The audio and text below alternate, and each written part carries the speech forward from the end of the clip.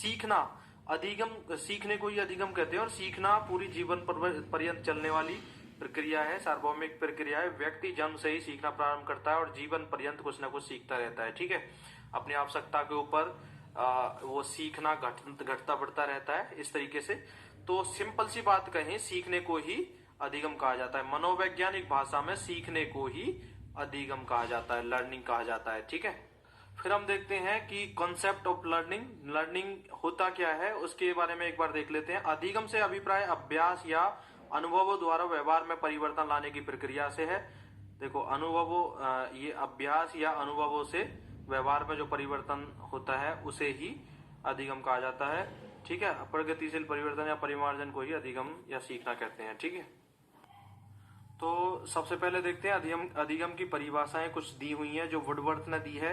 नवीन ज्ञान तथा नवीन प्रतिक्रियाओं का अर्जन करने की प्रक्रिया अधिगम कहलाती है। ठीक है, और स्किनर के अनुसार प्रगतिशील व्यवहार व्यवस्थापन की प्रक्रिया को सीखना कहते हैं, इस तरीके। फिर क्या दिया हुआ है, सीखने के प्रमुख प्रकार, तो टाइप्स ऑफ लर्निंग दी है। सामान्यतः दो प्रकार का अधिगम होता है, गत्यात्मक अधिगम और दूसरा होता है संज्ञानवादी अधिगम। ठीक है, तो सबसे पहले गत्यात्मक अधिगम को देख लेते हैं, क्या होता है गत्यात अधिगम। तो गत्यात अधिगम क्या है, सबसे पहले हम इसे देख लेते हैं।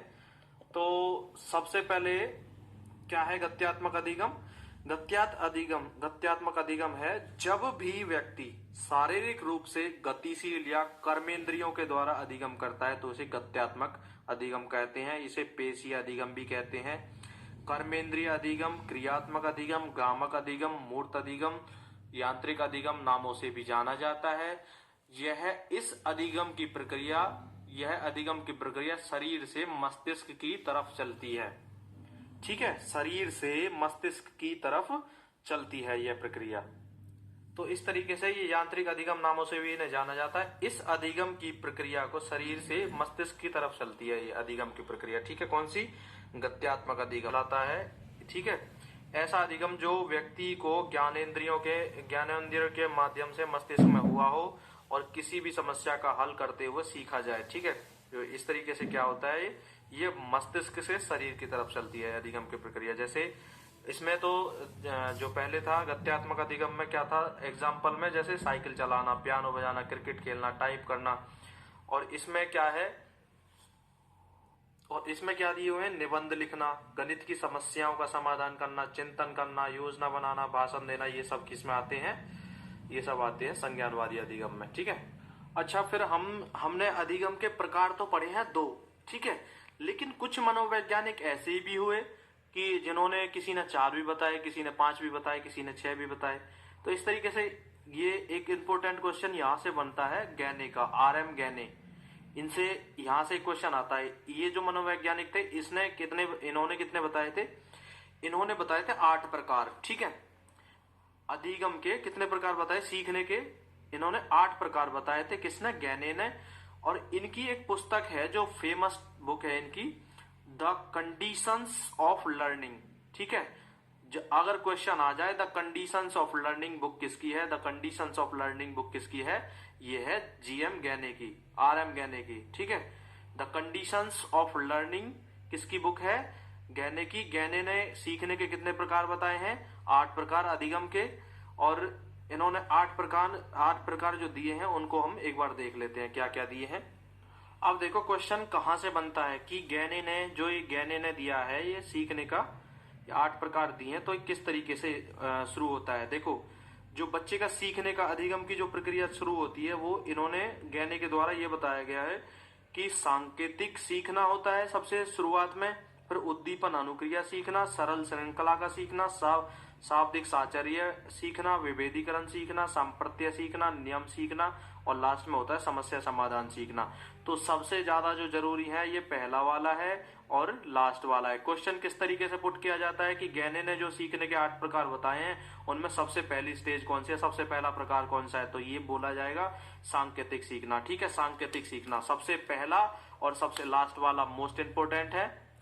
तो इसमें सबसे पहला वाला और सबसे लास्ट वाला इंपॉर्टेंट है, बाकी ये याद तो सारे ही होने चाहिए क्योंकि ये भी पूछा जा सकता है इनमें से गैने द्वारा अधिगम का कौन सा प्रकार नहीं दिया गया। तो ठीक है, इस तरीके से क्वेश्चन पुटअप होता है। सांकेतिक सीखना पहला है, और लास्ट वाला है समस्या समाधान सीखना। इनसे दो से क्वेश्चन मोस्टली बनता है कि पहला स्तर कौन सा है, पहला जो प्रकार दिया है वो कौन सा दिया है, सांकेतिक सीखना, और लास्ट का प्रकार कौन सा दिया है, समस्या समाधान सीखना। ठीक है, इस तरीके से याद रखेंगे, इंपोर्टेंट है ये क्वेश्चन, इसमें से पुटअप किया जाता है, बहुत बार मैंने क्वेश्चन देखे हैं इसमें से। अब देखते हैं हम सीखने के या अधिगम के सिद्धांत, थ्योरीज। ये जो इंपोर्टेंट है भाई, थ्योरीज ठीक है, किस किसने दी है, कैसे कैसे। तो सबसे पहले हम देखते हैं व्यवहारवादी सिद्धांत। तो सबसे पहले बिहेवियरिस्ट थ्योरीज दी है। ठीक है, अधिगम के व्यवहार सिद्धांतों को अधिगम का संबंधवादी सिद्धांत भी कहा जाता है। ठीक है, कनेक्शनिस्ट थ्योरीज। तो आगे देखते हैं इनमें से।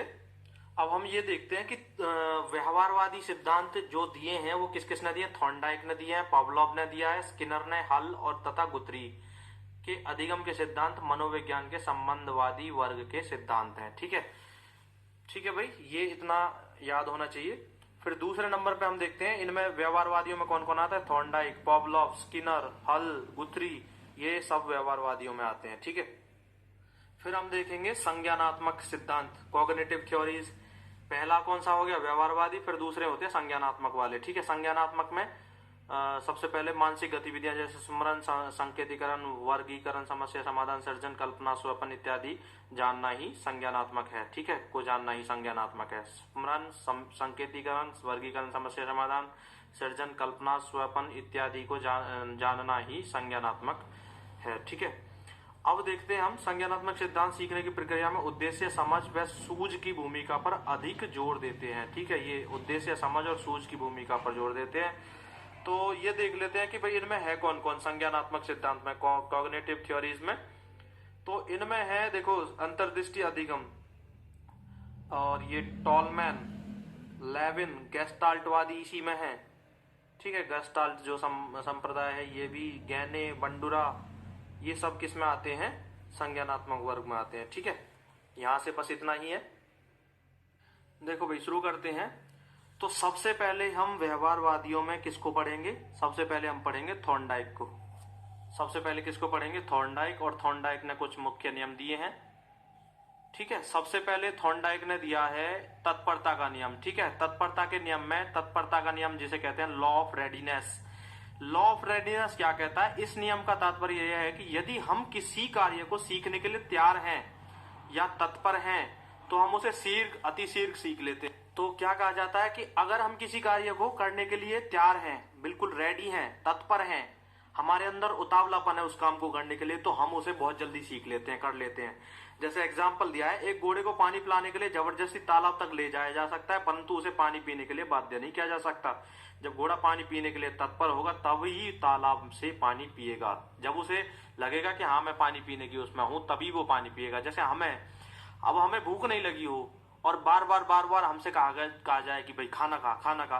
जब भूख नहीं लगेगी तो कहां से खाना खाएंगे, जब भूख लगेगी तो हम खुद खाना खाने बैठ जाएंगे। ठीक है ना, तो इस तरीके से तत्परता का नियम काम करता है। और जैसे हम टॉपिक से भी कनेक्ट कर सकते हैं, हम किसी टॉपिक को जानने के लिए उत्सुक हैं, भाई हमें इसके बारे में जानना है, तो हम उसे जल्दी सीख पाएंगे, जल्दी उसके बारे में जानकारी जुटा पाएंगे। अगर नहीं सीखना चाहते, हमारे मन में नहीं है कि नहीं भाई हम नहीं सीखना चाहते, तो उसमें बहुत टाइम लग जाएगा। तो सीखने का मुख्य नियम इसमें थॉर्नडाइक का पहला मैंने बता दिया, तत्परता का, दूसरा है अभ्यास का, और तीसरा प्रभाव का नियम होता है। ठीक है, अभ्यास का नियम देखते हैं, लॉ ऑफ एक्सरसाइज। तो इस नियम को हम क्या कहते हैं, उपयोग व अनुपयोग का नियम भी कहते हैं। ठीक है, ये मुख्य नियम बता रहा हूं मैं। मुख्य नियम जो दिए हैं थॉर्नडाइक ने, वो 3 दिए हैं मुख्य नियम। ठीक है, मुख्य कितने दिए हैं, 3 दिए हैं, और गौण दिए हैं 5, गौण नियम जो है।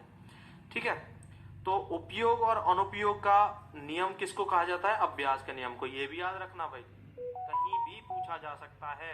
ठीक है, और देखो यहाँ पे कितनी अच्छी बात कही है, करत करत अभ्यास ते जड़मति होत सुजान, रसरी आवत जात ते सिल पर पड़त निशान। इसका मतलब है कि अभ्यास करते करते मूर्ख भी विद्वान बन जाता है, और होशियार से होशियार बच्चा अगर वो पढ़े नहीं, वो अभ्यास नहीं करे, तो वो नहीं पढ़ पाता सही तरीके से। और लास्ट जो है मुख्य नियम में तीसरे नंबर का, वो है प्रभाव या परिणाम का नियम, लॉ ऑफ इफेक्ट्स। ठीक है, तो इसको हम संतोष और असंतोष का नियम भी कहते हैं। संतोष और असंतोष का, प्रभाव का नियम जो है लॉ ऑफ इफेक्ट्स को हम संतोष और असंतोष का नियम भी कहते हैं। तो इस सिद्धांत के अनुसार हम उस कार्य को सीखना चाहते हैं जिसका परिणाम हमारे लिए हितकर होता है, ठीक है, जो हमारे लिए मतलब ठीक रहता है, जो हमारे लिए हितकर है, या जिससे हमें सुख और संतोष मिलता है। भाई हम उसी कार्य को तो करेंगे, ठीक है ना, जिससे हमें कोई परिणाम मिले जो हमारे हित में हो। हम एग्जाम की तैयारी करते हैं, किस लिए करते हैं? क्योंकि वो हित में है। भाई हम जॉब लेने के लिए तो तैयारी करते हैं सभी, ताकि जॉब मिल जाए और हमें उससे सुख और संतोष मिले, इस वजह से ही तैयारी करते हैं, ठीक है। इसी को कहते हैं प्रभाव का नियम या परिणाम का नियम, लॉ ऑफ इफेक्ट। तो थॉर्नडाइक के द्वारा अब देखते हैं आगे कुछ गौण नियम, अन्य नियम दिए गए हैं, ठीक है। मुख्य 3 दिए थे, मैंने बता दिए हैं। फिर दिए इन्होंने गौण नियम। तो ये सबसे पहला है बहु प्रतिक्रिया का नियम, दूसरा है आत्मीकरण का नियम। इनको बस ये याद रखना, इनके नाम। क्वेश्चन यहां से ऐसे आता है कि इनमें से कौन सा मुख्य नियम नहीं है, तो वो 3-4 ऑप्शन दे देगा, एक उसमें से ऐसा दे देगा जो उसमें से नहीं होगा या होगा, ठीक है। इस तरीके से क्वेश्चन पुट अप किया जाता है, ठीक है, ठीक है भाई। फिर तीसरा है इसमें मनोवृत्ति का नियम, और चौथा है आंशिक क्रिया का नियम, और लास्ट वाला कौन सा होगा? साहचर्य परिवर्तन का नियम। तो ये 5 नियम तुम्हें याद होने चाहिए। ये तो है गौण नियम, और मुख्य नियम 3 दिए हैं, तो 3 में मैंने तुम्हें बता दिया है, ठीक है।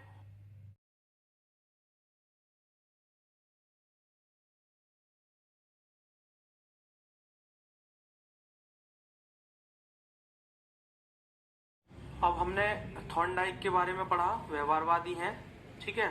3 नियम मुख्य पढ़े और 5 गौण नियम पढ़े थॉर्नडाइक के। अब हम थॉर्नडाइक के बारे में देखते हैं, इन्होंने क्या किया, किस पे प्रयोग किया अपना, तो इनके बारे में पूरी जानकारी देखते हैं। थॉर्नडाइक्स थ्योरी ऑफ कनेक्शनिज्म, ठीक है, संबंधवाद का सिद्धांत दिया किसने? थॉर्नडाइक ने, ये याद रखना। तो इसमें से देखो, ये याद रख सकते हैं 1874 से 1949 का इनका टाइम रहा था। सीखने के सिद्धांत का प्रतिपादन किया थॉर्नडाइक ने। और एनिमल इंटेलिजेंस इनका प्रमुख शोध का शीर्षक था। अमेरिका से बिलोंग करते थे, पशुओं पर इन्होंने प्रयोग किए। और इनका जो संबंधवाद का सिद्धांत है उसको दूसरा नाम उद्दीपक अनुक्रिया सिद्धांत, एसआर सिद्धांत भी कहते हैं, एसआर थ्योरी, ठीक है। इस सिद्धांत का प्रतिपादन 1913 में किया था इन्होंने, 1913 में, ठीक है। संबंधवाद सिद्धांत को उद्दीपक अनुक्रिया सिद्धांत भी कहा जाता है, एसआर थ्योरी भी कहा जाता है, एसआर सिद्धांत भी कहा जाता है, ठीक है। और एक चीज और याद रखेंगे कि इस जो सिद्धांत दिया है इसको ट्रायल एंड एरर थ्योरी, अगर इंग्लिश में आ जाता है तो बिल्कुल इजी रहेगा, ट्रायल एंड एरर थ्योरी भी कहा जाता है। और यहां से 2 पॉइंट और तुम्हें याद रखने हैं। और यहां से इनका एक चीज और देख लेते हैं, उद्दीपक और अनुक्रिया जो सिद्धांत इन्होंने बताया इसके बारे में और देख लेते हैं। उद्दीपक और अनुक्रिया होता क्या है? उद्दीपक, स्टिमुलस, ये क्या होता है? वह वस्तु या स्थिति जो किसी भी व्यक्ति को कार्य करने के लिए प्रेरित करती है उसे उद्दीपक कहते हैं। जो भी वस्तु या स्थिति है जो भी व्यक्ति को कार्य करने के लिए प्रेरित कर रही है उसे उद्दीपक कहते हैं। जैसे भोजन, पानी, लक्ष्य, ठीक है। जैसे हम तैयारी करते हैं तो हमारा लक्ष्य, मेन मोटिव क्या होता है, उसकी वजह से तो हम प्रेरित होते हैं करने के लिए। या पानी पीने जाना है तो पानी के लिए, और भोजन के लिए भोजन, ठीक है। अनुक्रिया क्या होता है? रेस्पॉन्स, आर, उद्दीपक के अनुसार किया जाने वाला कार्य अनुक्रिया है। जैसे भोजन को खाना, पानी को पीना, और या लक्ष्य जैसे हमारा पढ़ाई, नौकरी लेना है तो उसके लिए पढ़ाई करना। तो ये सब क्या है? अनुक्रिया हैं। और उद्दीपक जो मैंने पहले बता दी है, ठीक है। और थॉर्नडाइक एक अमेरिकन वैज्ञानिक थे और इन्होंने जो प्रयोग किया था बिल्लियों पर और चूहों पर किया। मछलियां और मुर्गियां दे रखी है, लेकिन जो मोस्ट इंपोर्टेंट है वो यही है, बिल्लियों पर और चूहों पर ये आता है। थॉर्नडाइक ने किस किस पर प्रयोग किया अपना, ठीक है भाई। इतना ही आता है थॉर्नडाइक से, ये याद रखेंगे बिल्कुल। बहुत महत्वपूर्ण क्वेश्चंस हैं इसमें, इंपोर्टेंट क्वेश्चंस हैं जो छिपे हुए हैं, जो मैंने बताए हैं तुम्हें, तो इनको एक बार बिल्कुल रिवाइज कर लेना। क्वेश्चन पक्का आना है इन टॉपिक्स में से जो मैं करा रहा हूं। व्यवहारवादियों में दूसरे नंबर पे पॉवलोव ने दिया कौन सा? क्लासिकल अनुबंधन सिद्धांत, क्लासिकल अनुबंधन सिद्धांत। और इसको इंग्लिश में कहें तो थ्योरी ऑफ क्लासिकल कंडीशनिंग। देखो भाई, ये सिद्धांत ही आता है डायरेक्ट। ये एक थॉर्नडाइक वाला भी आता है जो मैंने अभी तुम्हें कराया है। कौन सा? संबंधवाद का सिद्धांत किसने दिया? थॉर्नडाइक ने।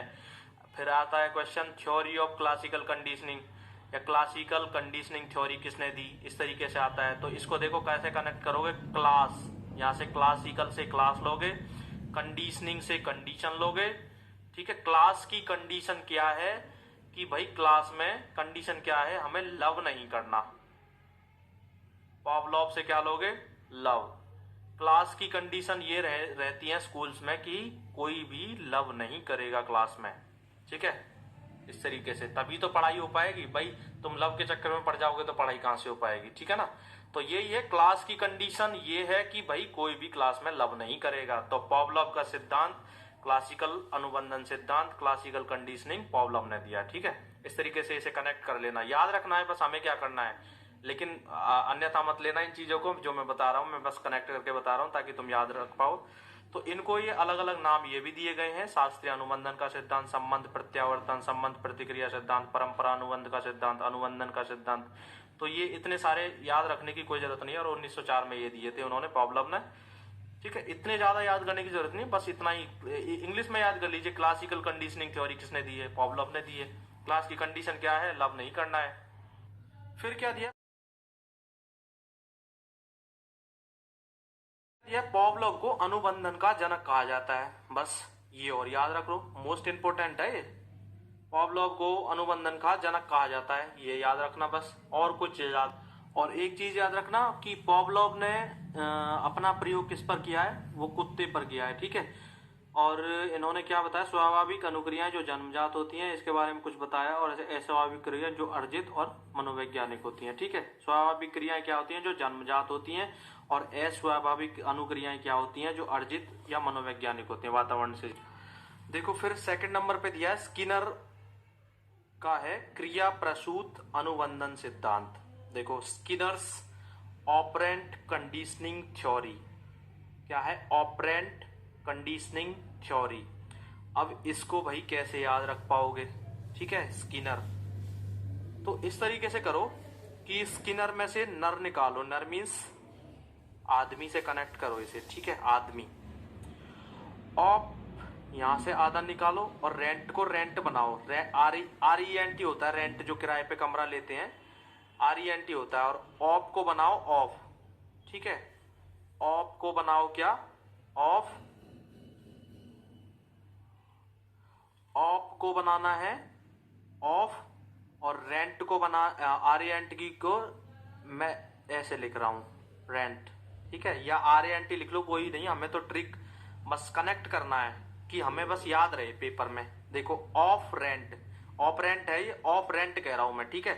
कंडीशनिंग, कंडीशन है, क्या चीज की कंडीशन है?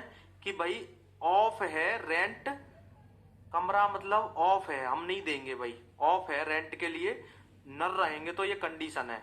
अगर कमरा हमें किराए पर देना है तो ये कंडीशन है कि ऑफ रहेगा रेंट के लिए, नर के लिए, आदमियों के लिए कमरा नहीं देंगे, ठीक है।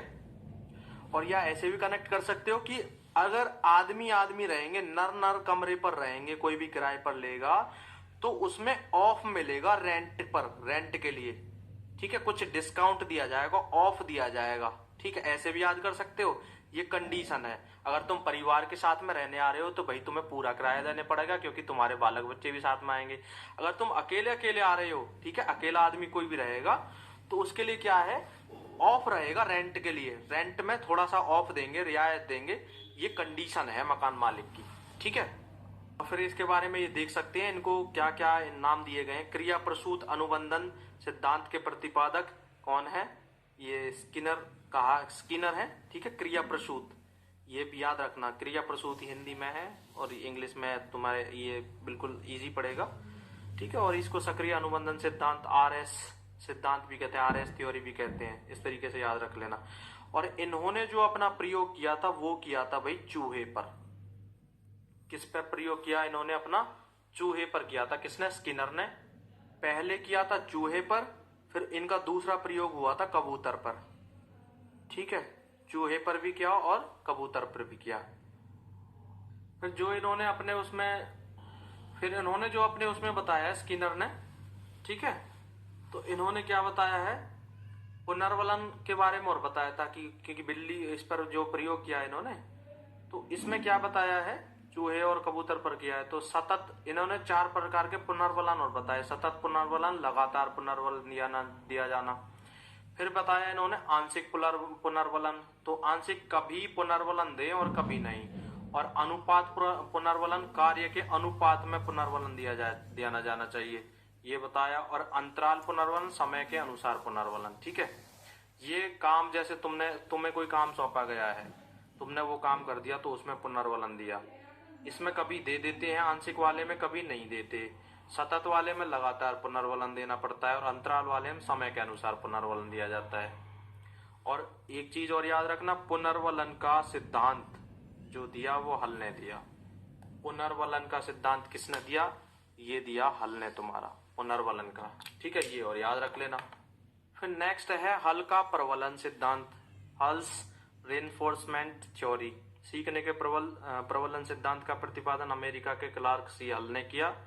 ठीक है, इन्होंने एक पुस्तक लिखी, व्यवहारवाद के सिद्धांत। ठीक है, सीखना आवश्यकता की पूर्ति की प्रक्रिया द्वारा होता है। ठीक है, आवश्यकता की प्रक्रिया, सीखना आवश्यकता की पूर्ति की प्रक्रिया के द्वारा होता है। और ये जो सीखने के पुनर्वलन के देने के आधार जो हैं वो दो प्रकार के, सतत और आंशिक।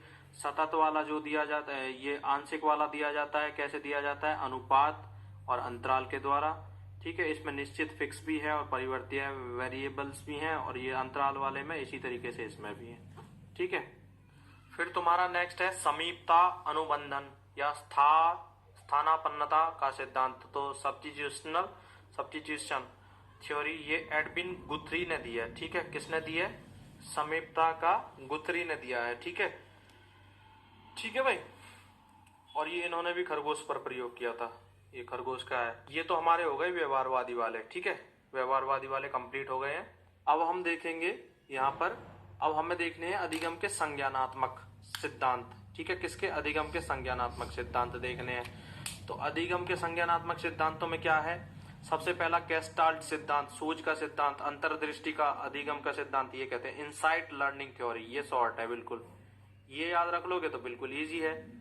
ठीक है, और देखो इसे कनेक्ट कैसे करना है, हमें याद रखना पड़ेगा भाई ये सिद्धांत दिए किस किसने हैं और किस तरीके। हमें ये देखना पड़ेगा कि किस किसने ये सिद्धांत दिए और ये कनेक्ट भी करना पड़ेगा। ठीक है, तो इनको ये अलग अलग नाम दिए गए सीखने के सिद्धांत को, गेस्टाल्ट सिद्धांत, पूर्णाकार सिद्धांत, समग्र सिद्धांत, सोच का सिद्धांत। लेकिन एक चीज याद रखो, insight learning theory. Insight learning theory किसके द्वारा दी गई है? ये गेस्टाल्टवादियों के द्वारा दी गई है, जिसमें कोहलर, कोफा व वर्दीमर थे। ठीक है, 3 व्यक्ति थे, पर मेन माना जाता है इनसाइट थ्योरी किसको, सूझ का सिद्धांत किसने दिया है? कोहलर को माना जाता है मोस्टली। तो कैसे याद रखोगे? कोहलर में से हल लो, हल बीच में से हल ले लिया। हल किसी भी समस्या का, ठीक है, हम या तो अंतर्दृष्टि मतलब बहुत गहराई से उसके बारे में सोच विचार करें, सूझ बनाएं कोई किसी तरीके की, तभी तो पता चलेगा। इनसाइट मतलब भीतरी तरीके से देखें, अंदर झांक करके देखें उस चीज में, तभी तो उस चीज का हल मिलेगा। तो इस तरीके से ये को हल। ठीक है, और जो एक चीज और पॉइंट है, और जो गेस्टाल्टवादी जो ये थे कोहलर, कोप्पा और ये वर्दीमर, ठीक है, इन्होंने अपना प्रयोग किया था चिंपैंजी, बंदर पर किया था, चिंपैंजी पर। किस पर किया था? चिंपैंजी। और नाम चिंपैंजी का था सुल्तान। ठीक है, ये भी याद रखेंगे, उस चिंपैंजी का नाम था सुल्तान। ठीक है, वनमानुष पर इन्होंने अपना प्रयोग किया था।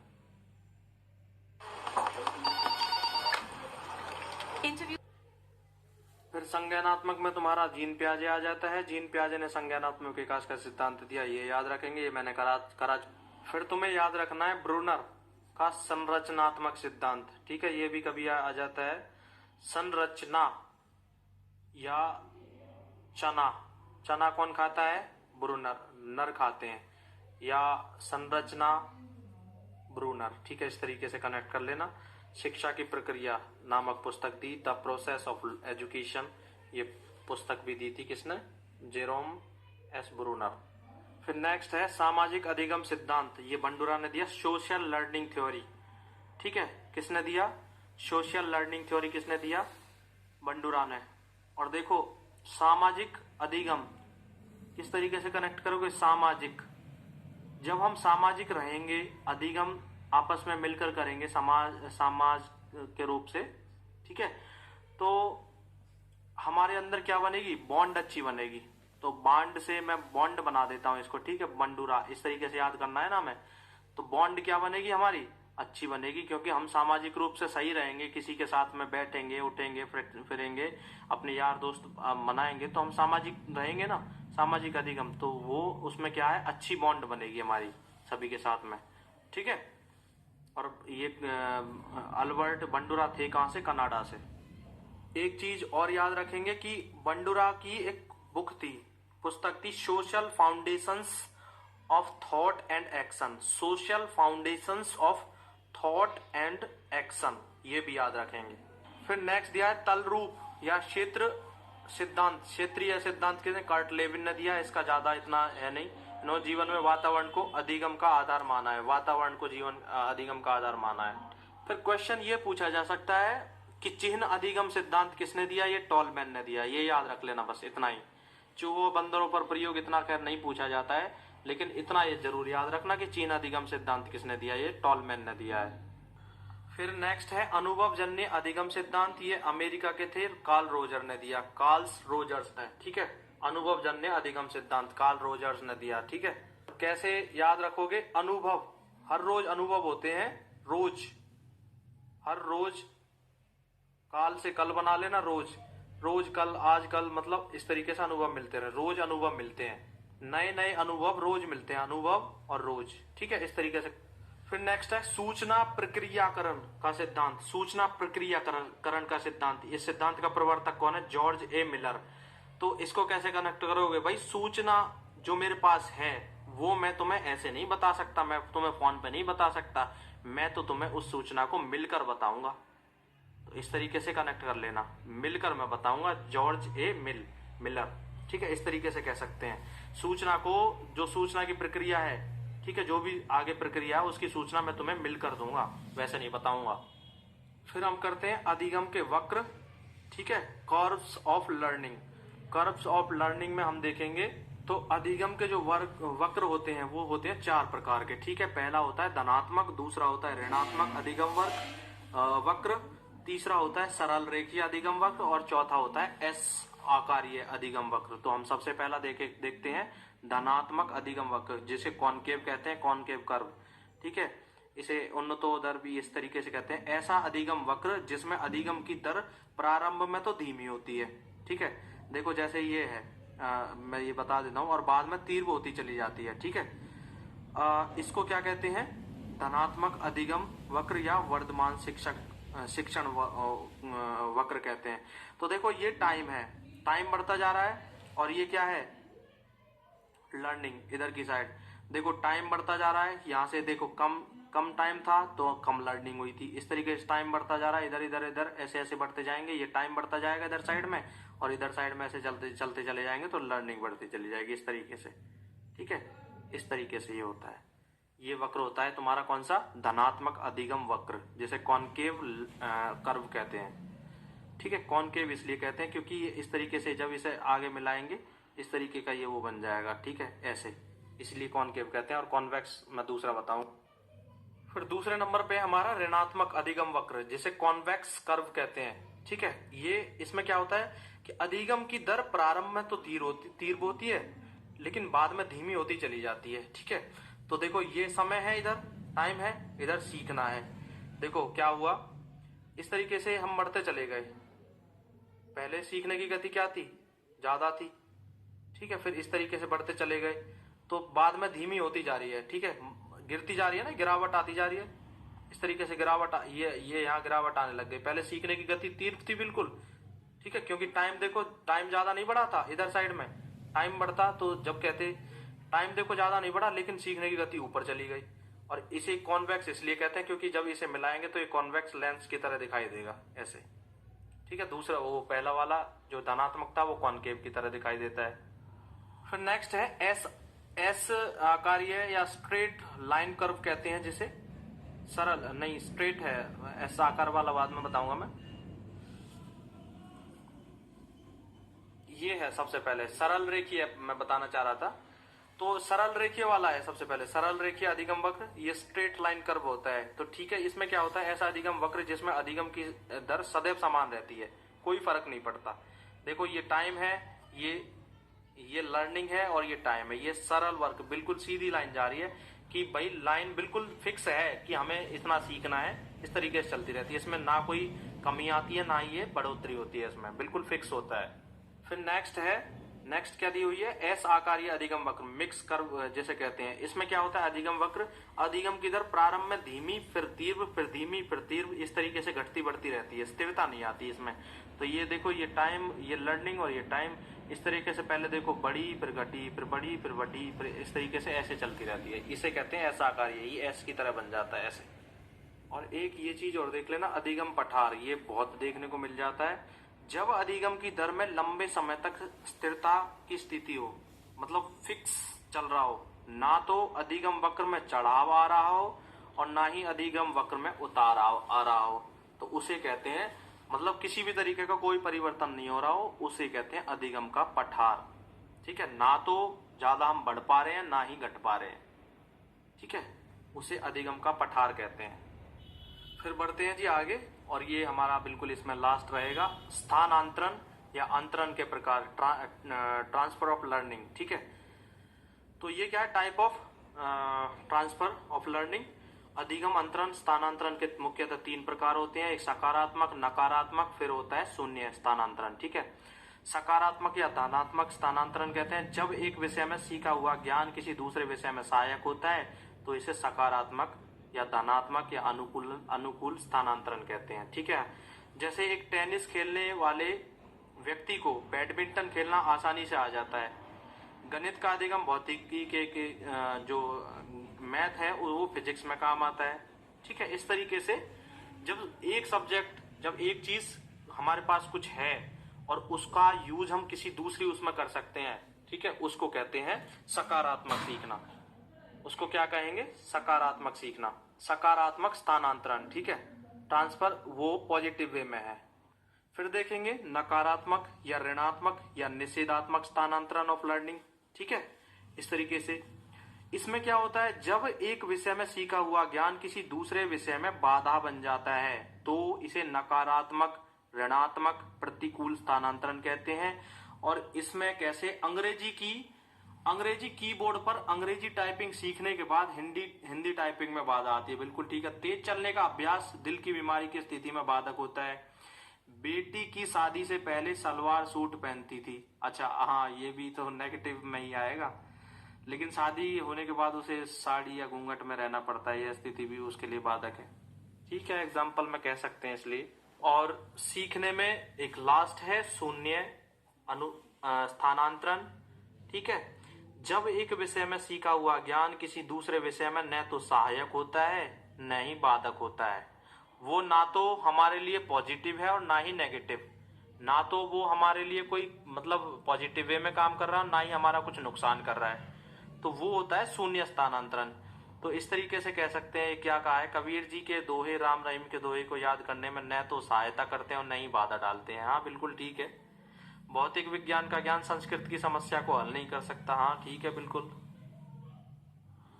तो ये साथियों कुछ अधिगम के अन्य सिद्धांत भी दिए, थ्योरीज ऑफ लर्निंग के कुछ अन्य हैं। समरूप तथ्यों का सिद्धांत थॉर्नडाइक के द्वारा दिया गया, सामान्य विशिष्ट तत्वों का सिद्धांत स्पीयरमैन के द्वारा, संयोजनवाद का सिद्धांत थॉर्नडाइक, स्थानांतरण का सिद्धांत थॉर्नडाइक, अवयववादी सिद्धांत कोहलर, कोप्पा, वर्दीमर, आदर्शों एवं मूल्यों का सिद्धांत WC वागले, और सामान्यीकरण का सिद्धांत चार्ल्स जुड।